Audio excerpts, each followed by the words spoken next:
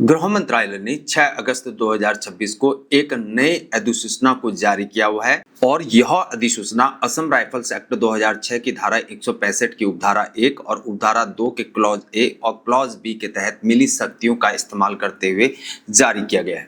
अब समझते हैं कि इस अधिसूचना का सबसे खास पहलू आखिर क्या है।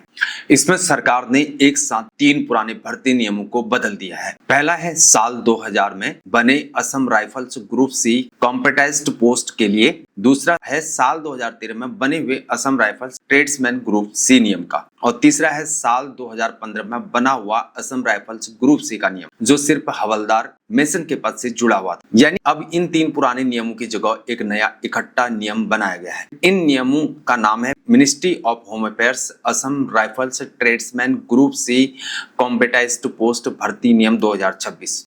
यह नियम उसी दिन से लागू माने जाएंगे जिस दिन से ये सरकारी गजट में छपेंगे। अब चलिए जानते हैं कि किन किन पदों पर कितनी वैकेंसीज है। कुल 14 पद हैं जो हवलदार और राइफलमैन लेवल पर अलग अलग ट्रेड में बटे हुए। पहला पद है हवलदार बार्बर, इसमें 126 पद है। पे लेवल 4 का है, यानी सैलरी 25,500 से लेकर 81,100 रुपए तक हो, और यह सिलेक्शन पोस्ट है।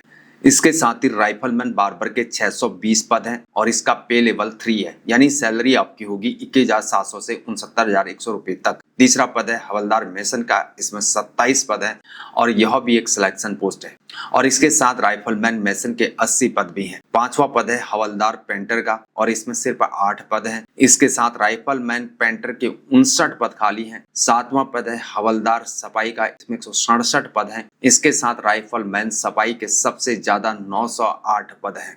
नौवां पद है हवलदार वॉशरमैन का, इसमें 129 पद हैं। इसके साथ राइफलमैन वॉशरमैन के 710 पद हैं। 11वां पद है हवलदार किचन सर्विस का, इसमें 240 पद हैं, और इसके साथ राइफलमैन किचन सर्विस के सबसे ज्यादा यानी कि 1246 पोस्ट हैं। यह इस पूरी लिस्ट में सबसे ज्यादा और सबसे बड़ी वैकेंसी है। 13वां पद है हवलदार सपोर्ट स्टाफ का, जो इक्विपमेंट बूट रिपेयर और टेलर का काम देखेंगे। इसमें 100 पद हैं, और आखिरी पद है राइफलमैन सपोर्ट स्टाफ का। इसी काम के लिए इसमें 430 पद हैं। तो अगर आप सब पदों को अगर जोड़ते हैं तो हजारों की संख्या में भर्ती इन नियमों के जरिए अब होने वाली। ध्यान आपने रखना, हर पद के लिए आगे लिखा हुआ है कि यह संख्या वर्कलोड के अकॉर्डिंग से यहाँ पर घट और बढ़ सकती है। अब बात करते हैं कुछ जरूरी शर्तों की, कुछ नियमों की। नियम नंबर 5 में डिस्क्वालिफिकेशन यानी अयोग्यता के बारे में बताया गया। अगर किसी व्यक्ति ने ऐसे व्यक्ति से शादी कर ली है जिसका पहले से जीवन साथी अभी भी जीवित है, या खुद का जीवन साथी जीवित होते हुए किसी और से शादी कर ली है, तो वह इन पोस्ट के लिए योग्य नहीं माना जाएगा। हालांकि अगर किसी की पर्सनल लॉ के तहत ऐसी शादी मान्य हो गई है और उसके पीछे उचित वजह है, तो सरकार चाहे तो इसमें आपको छूट भी दे सकती है।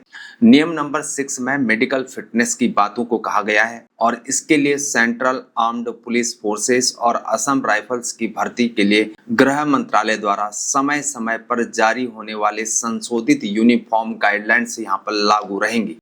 नियम नंबर 7 में सुपरएनुएशन यानी रिटायरमेंट की बात कही गई है।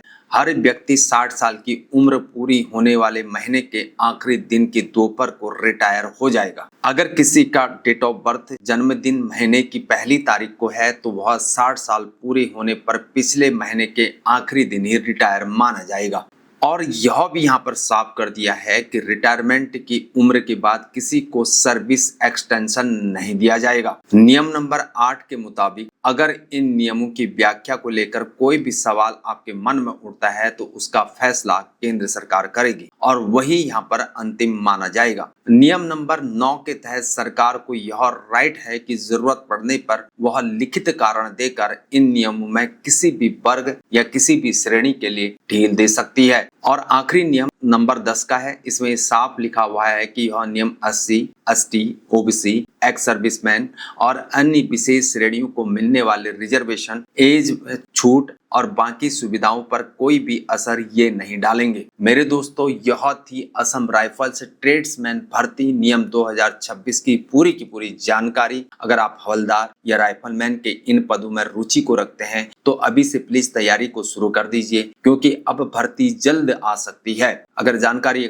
पसंद आई है तो वीडियो को लाइक कीजिए, चैनल को सब्सक्राइब कीजिए, बेल आइकन को दबाना मत भूलिए, ताकि आगे की हर जो गवर्नमेंट्स के अपडेट्स होती हैं वो आप जरूर सुन सकें, जान सकें। फेसबुक में देख रहे हैं तो सरकारी वेलफेयर पेज को जरूर फॉलो करें और सभी युवाओं के साथ, बच्चों के साथ इस वीडियो को शेयर कीजिए जो कि इन पोस्टों में भर्ती होकर देश सेवा को करना चाहते हैं। मैं हूं हीरा परिहार। जय हिंद, भारत माता की जय।